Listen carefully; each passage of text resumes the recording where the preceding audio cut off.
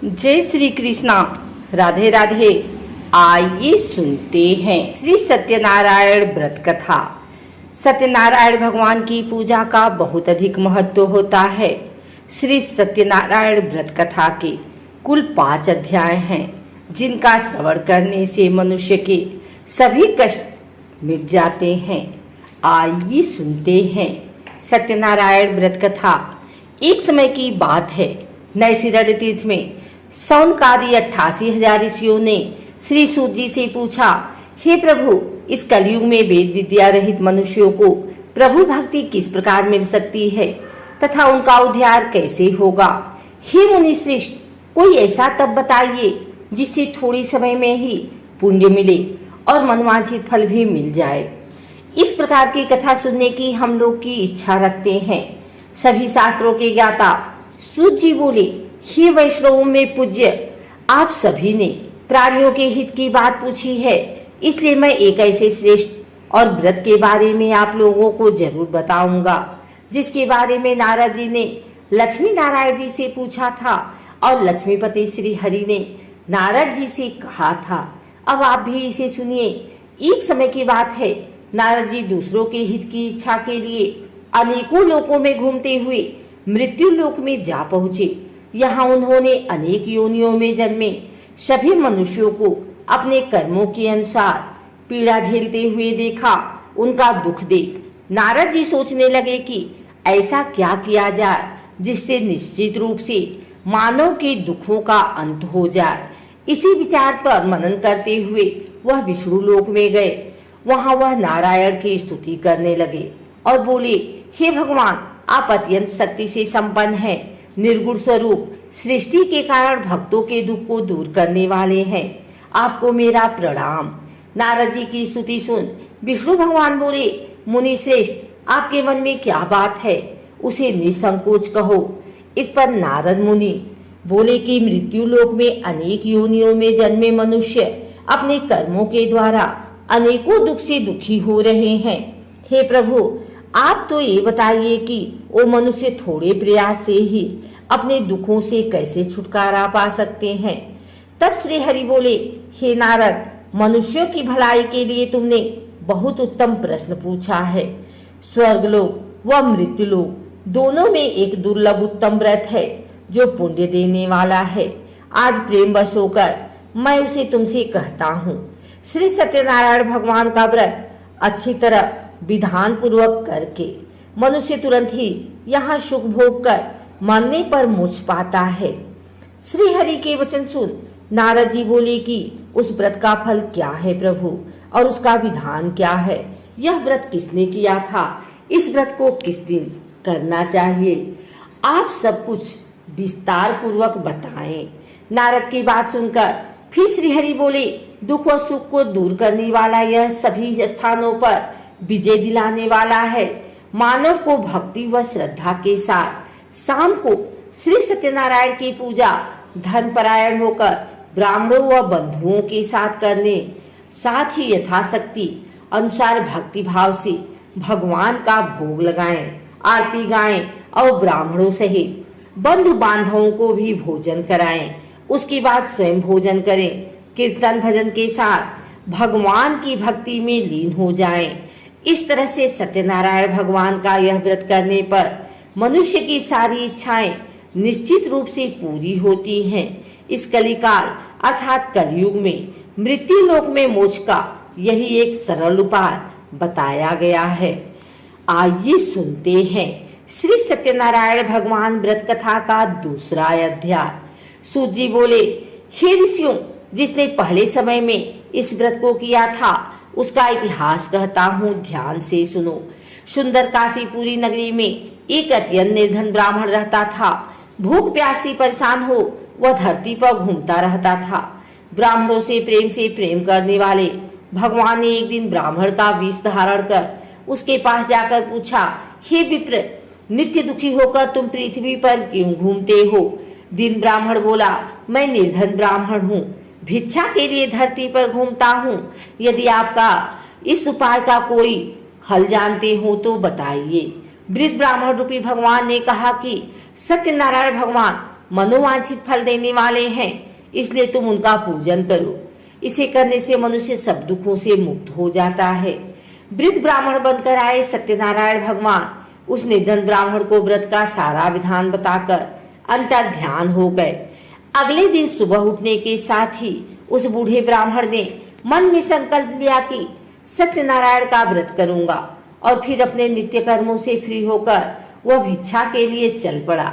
उस दिन उसे भिक्षा में बहुत सा धन प्राप्त हुआ। उसी धन से उसने परिवार के साथ भगवान सत्यनारायण की पूजा की, व्रत रखा। इस व्रत के करने के कुछ दिन बाद उसके सभी दुख और कष्ट दूर होने लगे, और देखते ही देखते एक दिन वह संपन्न और अनेकों संपत्तियों का मालिक बन गया। तब हर महीने की पूर्णिमा के दिन वह ब्राह्मण सत्यनारायण की पूजा करने लगा। इस प्रकार सत्यनारायण भगवान के व्रत को करके वह श्रेष्ठ ब्राह्मण सभी पापों और गरीबी से मुक्त हो गया, और उसने एक दुर्लभ मोक्ष पद को प्राप्त किया। इस तरह से सत्यनारायण भगवान के व्रत को जो मनुष्य करेगा वह सभी प्रकार के पापों से छूटकर मोक्ष को प्राप्त होगा। जो मनुष्य इस व्रत को करेगा वह भी सभी दुखों से मुक्त हो जाएगा। सूत जी बोले कि इस तरह से नारद जी से नारायण जी का कहा हुआ श्री सत्यनारायण व्रत को मैंने तुमसे कहा, हे विप्रो मैं अब और क्या कहूँ। ऋषि बोले, हे मुनिवर, संसार में उस विप्र से सुनकर और किस किसने इस व्रत को किया, हम सब इस बात को सुनना चाहते हैं। इसके लिए हमारे मन में श्रद्धा का भाव है। सूत जी बोले, हे मुनियों, जिस जिसने इस व्रत को किया है वह सब सुनो। एक समय वही विप्र धन व ऐश्वर्य के अनुसार अपने बंधु बांधवों के साथ इस व्रत को करने को तैयार हुआ। उसी समय एक लकड़ी बेचने वाला बूढ़ा आदमी आया और लकड़ियां बाहर रखकर अंदर ब्राह्मण के घर में गया। प्यास से दुखी वह लकड़हारा उनको व्रत करते देख विप्र को नमस्कार कर पूछने लगा कि आप यह क्या कर रहे हैं तथा इसे करने से आपको क्या फल मिलेगा, कृपा करके मुझे भी बताएं। ब्राह्मण ने कहा कि सब मनोकामनाओं को पूरा करने वाला यह सत्यनारायण भगवान का व्रत है। इनकी कृपा से ही मेरे घर में धन धान्य आदि की वृद्धि हुई है।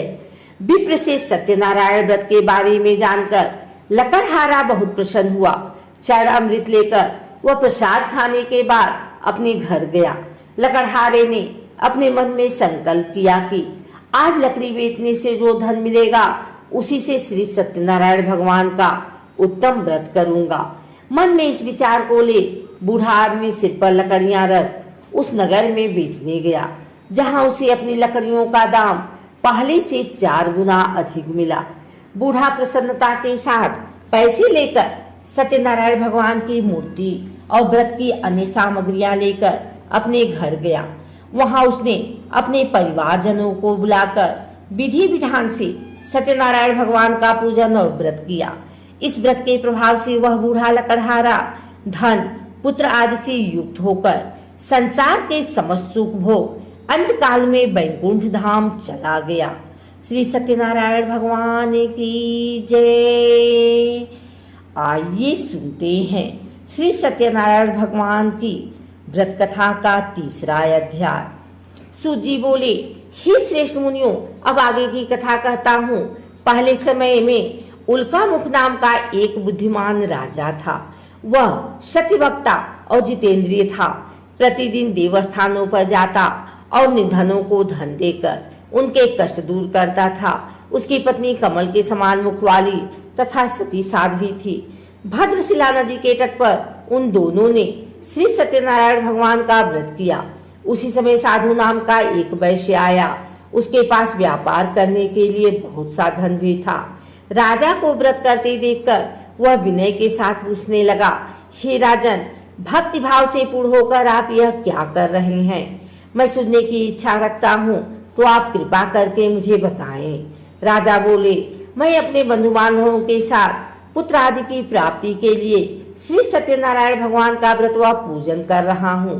राजा के वचन सुन साधु आदर से बोला, हे राजन, मुझे इस व्रत का सारा विधान कहिए। मैं भी इस व्रत को करूंगा।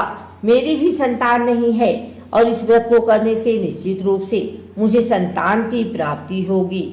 राजा से व्रत का सारा विधान सुन व्यापार से निवृत्त हो वह अपने घर गया। साधु ने अपनी पत्नी को संतान देने वाले इस व्रत का वर्णन कर सुनाया और कहा कि जब मेरी संतान होगी तब मैं इस व्रत को करूंगा। साधु ने इस तरह के वचन अपनी पत्नी लीलावती से कहे। यह एक दिन लीलावती पति के साथ आनंदित हो संसारिक घर में प्रवेश होकर सत्यनारायण भगवान की कृपा से गर्भवती हो गई। 10वें महीने में उसके गर्भ से एक सुंदर कन्या ने जन्म लिया। माता पिता ने अपनी कन्या का नाम कलावती रखा।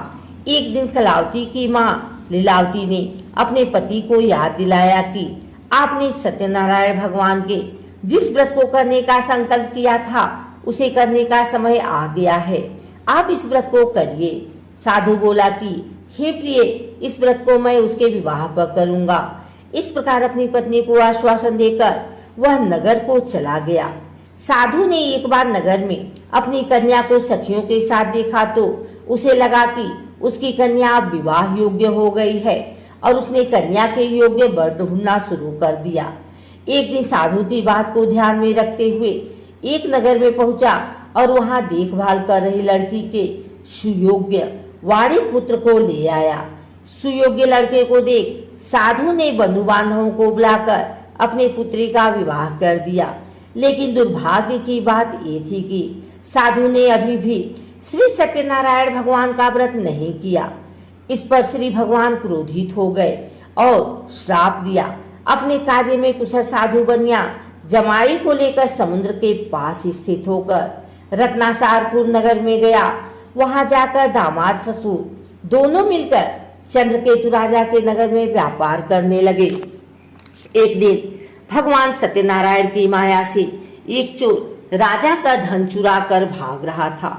उसने राजा के सिपाहियों को अपना पीछा करते देख चुराया हुआ धन वहां रख दिया जहां साधु अपने जमाई के साथ ठहरा हुआ था।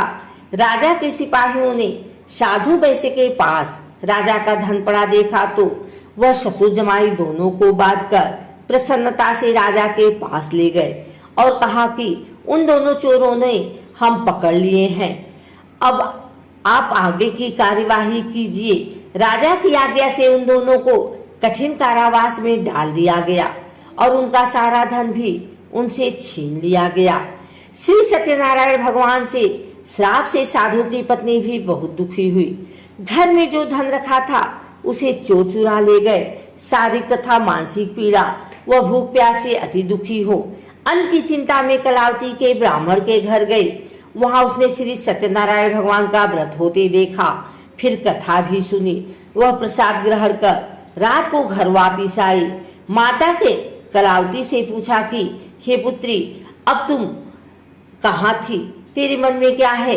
कलावती ने अपनी माता से कहा, हे माता, मैंने एक ब्राह्मण के घर में श्री सत्यनारायण भगवान का व्रत देखा है। कन्या के वचन सुन लीलावती भगवान के पूजन की तैयारी करने लगी।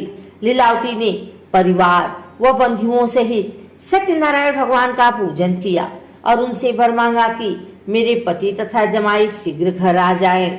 साथ ही यह भी प्रार्थना की कि हम सबका अपराध क्षमा करें। श्री सत्यनारायण भगवान इस व्रत से संतुष्ट हो गए और राजा चंद्रकेतु को सपने में दर्शन दे कहा कि हे राजन, तुम उन दोनों वैश्यों को छोड़ दो और तुमने उनका जो धन लिया है उसे वापिस कर दो। अगर ऐसा नहीं किया तो मैं तुम्हारा धन, राज्य व संतान सभी को नष्ट कर दूंगा। राजा को यह सब कहकर वह अंतर ध्यान हो गए। प्रातःकाल सभा में राजा ने अपना सपना सुनाया, फिर बोले कि उन दोनों को कैद से मुक्त कर सभा में लाओ। दोनों ने आते ही राजा को प्रणाम किया। राजा बोला, महानुभावों, भाग्यवश ऐसा कठिन दुख तुम्हें प्राप्त हुआ है, लेकिन अब तुम्हें कोई भय नहीं है। ऐसा कर राजा ने उन दोनों को नए वस्त्राभूषण भी पहनाए और जितना धन उनका लिया था उसे दुगना धन वापिस कर दिया। दोनों वैश्य अपने घर को चल दिए। श्री सत्यनारायण भगवान की जय। आइए सुनते हैं सत्यनारायण भगवान व्रत कथा का चौथा अध्याय। सूत जी बोले, वैश्य ने मंगलाचार कर अपनी यात्रा आरंभ की और अपने नगर की ओर चल दिए। उनके थोड़ी दूर जाने पर एक दंडी बेशधारी श्री सत्यनारायण ने उनसे पूछा, हे साधु, तेरी नाव में क्या है? अभिवाड़ी बड़ी खस्ता हुआ बोला, हे दंडी, आप क्यों पूछते हो? क्या धन लेने की इच्छा है? मेरी नाव में तो बेल व पत्ते भरे हुए हैं। वैश्य के कठोर वचन सुन भगवान बोले, तुम्हारा वचन सत्य हो। दंडी ऐसे वचन कर वहां से दूर चले गए।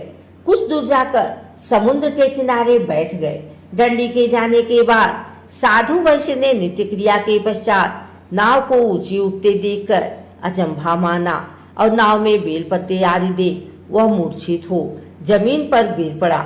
वापस होश में आने पर वह अत्यंत शोक में डूब गया। तब उसका दामाद बोला कि आप शोक न मनाए, यह दंडी का श्राप है, इसलिए हमें उनकी शरण में जाना चाहिए, तभी हमारी मनोकामना पूरी होगी। दामाद की बात सुनकर वह दंडी के पास पहुंचा और अत्यंत भक्तिभाव नमस्कार करके बोला, मैंने आपसे जो असत्य वचन कहे थे उनके लिए मुझे क्षमा कर दें। ऐसा कहकर रोने लगा। तब दंडी भगवान बोले, हे बड़े पुत्र, मेरी आज्ञा से बार बार तुम्हें दुख प्राप्त हुआ है, तू मेरी पूजा से विमुख हुआ। साधु बोला, हे भगवान, आपकी माया से ब्रह्मा आदि देवता भी आपके रूप को नहीं जानते, तब मैं अज्ञानी कैसे जान सकता हूँ? आप प्रसन्न होइए, अब मैं सामर्थ्य के अनुसार आपकी पूजा करूँगा, मेरी रक्षा करो और पहले के समान नौका में धन भर दो। साधु वैश्य के भक्ति पूर्वक वचन सुनकर भगवान प्रसन्न हो गए और उसकी इच्छा अनुसार वरदान देकर अंतर ध्यान हो गए। ससुर जमाई दोनों जब नाव पर आए तो नाव धन से भरी हुई मिली। फिर वहीं अपने अन्य साथियों के साथ सत्यनारायण भगवान का पूजन कर अपने नगर को चल दिए। जब नगर के नजदीक पहुंचे तो दूत को घर पर खबर करने के लिए भेज दिया। दूत साधु की पत्नी को प्रणाम कर कहता है कि मालिक अपने दामाद सहित नगर के निकट आ गए हैं। दूत की बात सुन साधु की पत्नी लीलावती ने बड़े हर्ष के साथ सत्यनारायण भगवान का पूजन कर अपनी पुत्री कलावती से कहा कि मैं अपने पति के दर्शन को जाती हूँ, तू कार्य पूर्ण कर शीघ्र आ जाना। माँ की ऐसे वचन सुन कलावती जल्दी में प्रसाद छोड़ अपने पति के पास चली गई। प्रसाद की अवज्ञा के कारण श्री सत्यनारायण भगवान रुष्ट हो गए और नाव सहित उसके पति को पानी में डुबो दिया। कलावती अपने पति को वहां न पाकर रोती हुई जमीन पर गिर गई। नौका को डूबा हुआ देख वह कन्या को रोता देख साधु दुखी होकर बोला कि हे प्रभु, मुझसे तथा मेरे परिवार से जो भूल हुई है उसे क्षमा करें। साधु के दीन वचन सुनकर श्री सत्यनारायण भगवान प्रसन्न हो गए और आकाशवाणी हुई, हे साधु, तेरी कन्या मेरे प्रसाद को छोड़कर आई है, इसलिए इसका पति अदृश्य हो गया है। यदि वह घर जाकर प्रसाद खाकर लौटती है तो इसे इसका पति अवश्य मिलेगा। आकाशवाणी सुन कलावती ने वैसा ही किया जैसा आकाशवाणी के दौरान भगवान ने कहा और फिर प्रसाद ग्रहण करने के बाद जब वो वापस आई तो अपने पति के दर्शन करके अत्यंत प्रसन्न हुई। उसके बाद साधु अपने बंधु बांधवों सहित श्री सत्यनारायण भगवान का विधि विधान से पूजन करने लगा। इस लोक का सुख भोग कर वह अंत में स्वर्ग लोक को चला गया। श्री सत्यनारायण भगवान की जय। आइए सुनते हैं श्री सत्यनारायण भगवान व्रत कथा का 5वां अध्याय। सूत जी बोले, हे ऋषियों, मैं और भी एक कथा सुनाता हूँ, उसे भी ध्यान पूर्वक सुनो। प्रजापालन में लिन तुंगध्वज नाम का एक राजा था। उसने भी भगवान का प्रसाद त्याग कर बहुत ही दुख किया। एक बार जंगल में जाकर वन्य पशुओं को मारकर वह बर के पेड़ के नीचे आया। वहां उसने ग्वालों की भक्ति भाव से अपने बंधुओं सहित सत्यनारायण भगवान का पूजन करते देखा। अभिमानवश राजा ने उन्हें देखकर भी पूजा स्थान में नहीं गया और ना ही उसने भगवान को प्रणाम किया। ग्वालों ने राजा को प्रसाद दिया, लेकिन उसने वह प्रसाद नहीं खाया और प्रसाद को वहीं छोड़ वह अपने नगर को चला गया। जब वह नगर में पहुंचा तो वहां सब कुछ तहस नहस हुआ पाया तो वह शीघ्र ही समझ गया कि यह सब भगवान के अनादर का ही परिणाम है। वह दोबारा ग्वालों के पास पहुंचा और विधि पूर्वक पूजा करके प्रसाद खाया तो श्री सत्यनारायण भगवान की कृपा से सब कुछ पहले जैसा हो गया। दीर्घ काल तक सुख भोगने के बाद मरणोपरांत उसे स्वर्गलोक की प्राप्ति हुई, जो मनुष्य परम दुर्लभ इस व्रत को करेगा तो भगवान श्री सत्यनारायण की अनुकंपा से उसे धन धान्य की प्राप्ति होगी। निर्धन धनी हो जाता है और भय मुक्त हो जाकर जीवन जीता है। संतानहीन मनुष्य को संतान सुख मिलता है और सारे मनोरथ पूर्ण होने पर मानो अंतकाल में बैकुंठ धाम को जाता है। तब सूत जी बोले, जिन्होंने पहले इस व्रत को किया है, अब उनके दूसरे जन्म की कथा कहता हूँ। वृद्ध सतानंद ब्राह्मण ने सुदामा का जन्म लेकर मोक्ष की प्राप्ति की। लकड़हारे ने अगले जन्म में निषाद बनकर मोक्ष प्राप्त किया। उल्का मुख नाम का राजा दशरथ होकर बैकुंठ को गए। साधु नाम के वैश्य ने मोर ध्वज बनकर अपने पुत्र को आरे से चीरकर मोक्ष पाया। महाराज तुंगध्वज ने स्वयंभू होकर भगवान में भक्ति युक्त होकर कर्म कर मोक्ष पाया। कथा सुनने के बाद सभी ने श्री हरि का झुककर प्रणाम किया। श्री सत्यनारायण भगवान की जय।